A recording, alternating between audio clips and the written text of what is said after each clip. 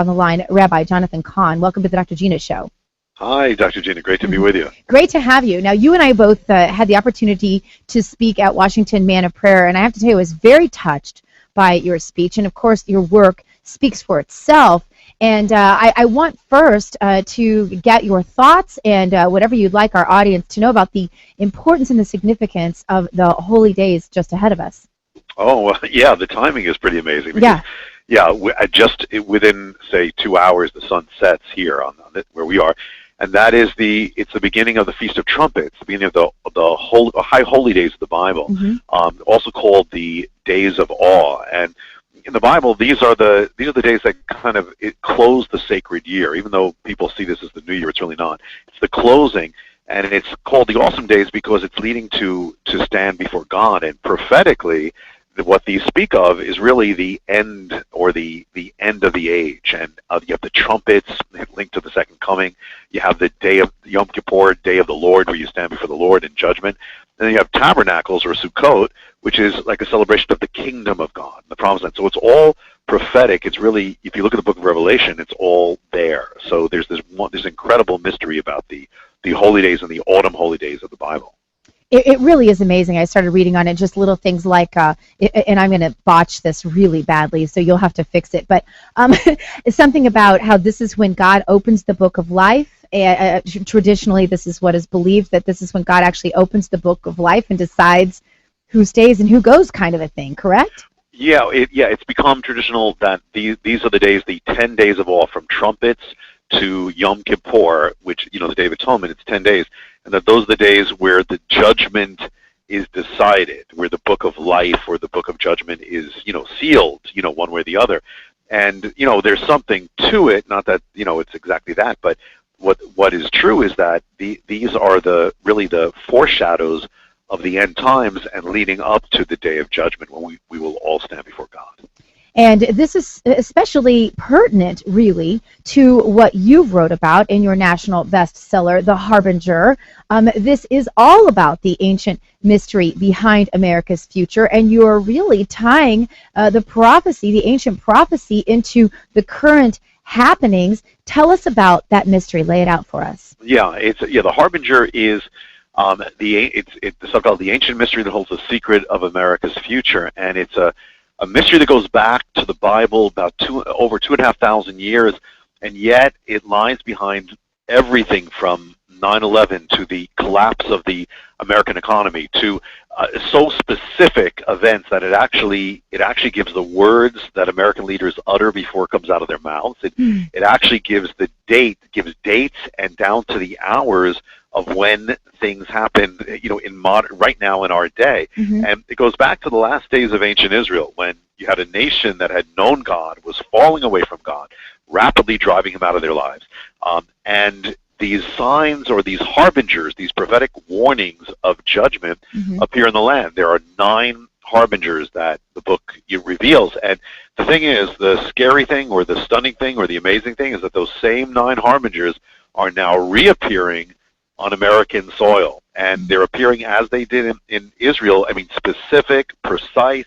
Some have appeared in New York City. Some have appeared in Washington, D.C. Some happen right in the building that we were in the Capitol building. Some have involved the President of the United States.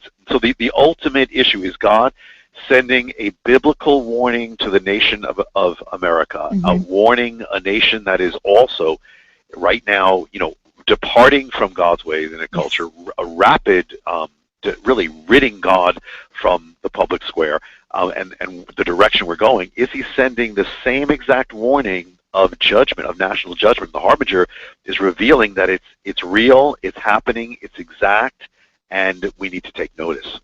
And tell us specifically, if you would, give us an example of a couple. There are 9 harbingers, and obviously we don't have time to go through all of those, but can you give us a couple of examples? And it's 9 harbingers and then some mysteries. And interesting that one of the mysteries has to do with today, the day we are right now, which he'll get, exactly today when we're doing this interview. For instance, without going into all the detail to set it up, but there's 9, and it goes back to this ancient vow that was made in Israel when this first warning strike came in the land in the form, literally, of a terrorist attack. And the thing is that that if this warning, this vow could be spoken in America, we got an amazing harbinger, because when it was spoken by the leaders of ancient Israel, it led to the destruction of ancient Israel. Now, on the day after 9/11, an American leader gets up in the capital city, in the capital, literally, and where we were, and gives the address to the entire government. And he is Tom Daschle. He's the head of the Senate at the time, Senate Majority Leader. He gets up and he gives America's response to 9/11, and out of his mouth, he proclaims the ancient vow of judgment and destruction from the floor of the Capitol. The exact words recorded in Isaiah, that's the key to all the 9 harbingers. He actually voices it. He has no idea what he's saying, but he says it word for word. It's in the National Record. 3 years later, John Edwards, on the anniversary of 9/11, will say the exact same ancient vow of, it really sealing, pronounces judgment on the land. Barack Obama will say it when he gives his first joint session of Congress speech. I mean, it's eerie, and this is the verse that, like, everything in that verse is come true. And I'll give you another example. There's something called the Shemitah, or the mystery of the Shemitah in the Bible, and this has to do with today. We just happen to be doing this broadcast on this particular day. And just in a nutshell, because we don't have time, but a nutshell is that on this particular day in the Bible, it's called Elul 29, and that actually is right now today. Elul 29. On that day, it was that all the financial accounts of Israel were wiped away. And originally it was to be a blessing the way this happened. All debt was wiped away, all credits wiped away. But this day turns into a sign of judgment when a nation departs from God. Well, on this exact day came the greatest stock market crash in American history in 2008. The entire collapse of the economy happened on the biblical day of the Shemitah, it's called in Hebrew, Elul 29, and it signals a nation driving God out of its life. It wiped away all, that's exactly what the day does. It happens every 7 years in the ancient calendar. If you go back 7 years from that greatest crash in American history, you find the other greatest crash in American history up to that day happens on the exact same biblical day, Elul 29, today. The 2 greatest crashes happen on the exact, it happens exactly 7 biblical years apart. I mean, it's mind-boggling, down to the hours. I mean, nobody could have put this together. It's another very heavy sign of judgment. And I'll just throw in one more quick, and I can't do any justice to what's in the Harbinger, but there's another mystery that when judgment came, or the warning came to ancient Israel, the judgment returned to the same spot where the nation was dedicated to God in prayer. It was the consecration ground. It was the Temple Mount. And when destruction came there, it was the sign of God's, shaking the nation. Well, when 9/11 happened, it happened in it happened in New York City. But America was dedicated to God on the first day when Washington was sworn in as president. The first day America was completed as a nation, and Washington and the whole government dedicated America to God at a particular spot. That's America's consecration ground on its first day. Where was it? America was dedicated to God at ground zero.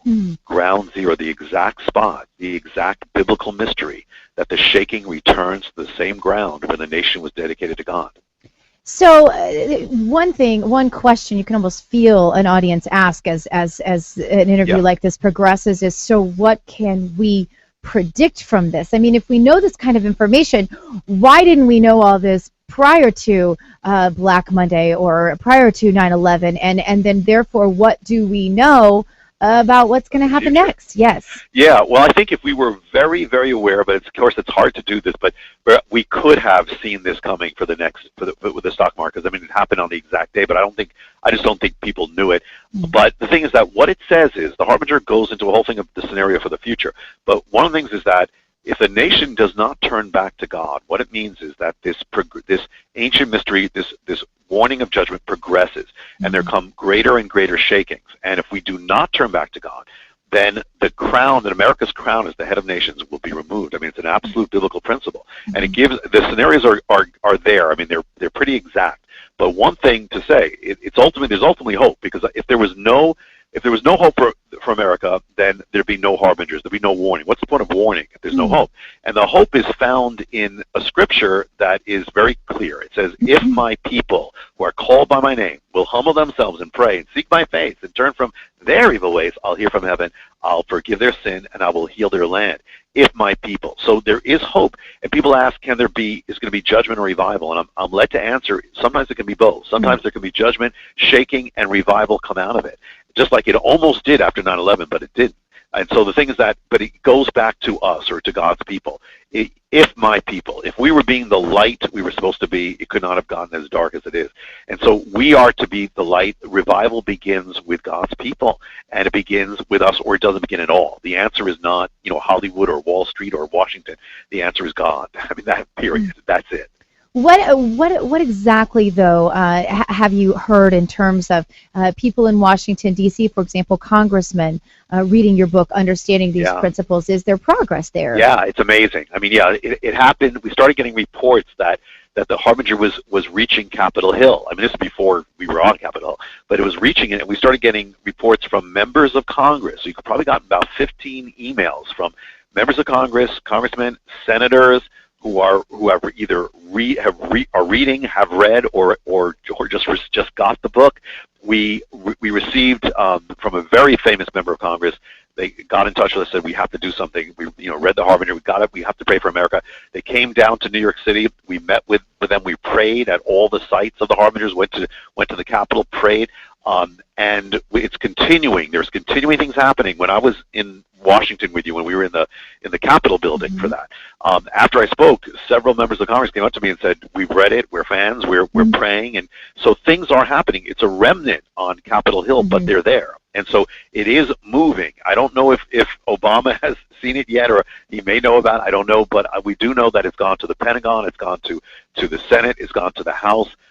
So things are happening. I don't believe God would waste his time. I mean, there's a reason for it. Can you give us a brief thought on what Syria has to do with all of the things in the Harbinger? Well, we have to be careful on one hand, to when something happens and saying, okay, this is what it says, like this is the biblical prophecy. But, I mean, it's interesting because the Bible does speak of Syria. It does speak of the destruction of Syria, in the end times. It's certainly, I mean, another thing, one of the things linking America and this whole thing and Israel is a key thing, that we see two things happening and that are kind of crucial that they're happening at the same time. One is that, with America and its culture and the direction it's going, is mainstream is rapidly going away from God. That's a scary thing. But the second thing is that, America has blessed Israel, and we've been blessed because of that blessing of Israel. But if America turns away from Israel, then you have almost that you've removed that tent peg, and then you've got like nothing protecting it. So it's always key to watch America and the Middle East because it's under this administration, it's been more strained than ever in the history of America and Israel. So we have to watch that because that's the other. You got two things: America and God, and America and Israel. Those are the two. America's been blessed, but if you remove them, then you cannot expect the blessings to continue. So, for those who are saying we should go ahead and exact some punishment on Syria for the use of chemical weapons, as the administration is saying, and Syria is saying, well, if you do that, we're gonna fire on Israel. What say you to the best next steps? Yeah, that's a big thing. Yeah. Yeah. Small question, no time. Yeah. Go ahead. Yeah, I mean, end of the world question. Well, I think on one hand it happened with Iraq, and Saddam Hussein fired missiles into Israel, when he was attacked, and yet amazingly, like one person was killed out of all those missiles. It was like God protected Israel. I don't think we have to worry about Israel. I mean, don't get this wrong.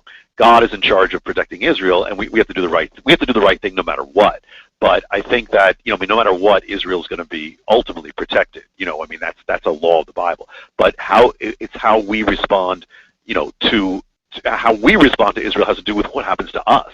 So I think, if we try, I mean, if it's attacking Syria, I mean, if it's I can't say, which is God in this, except I can say that, if it's trying to do that, it in a sense is America is seeking to stand by Israel.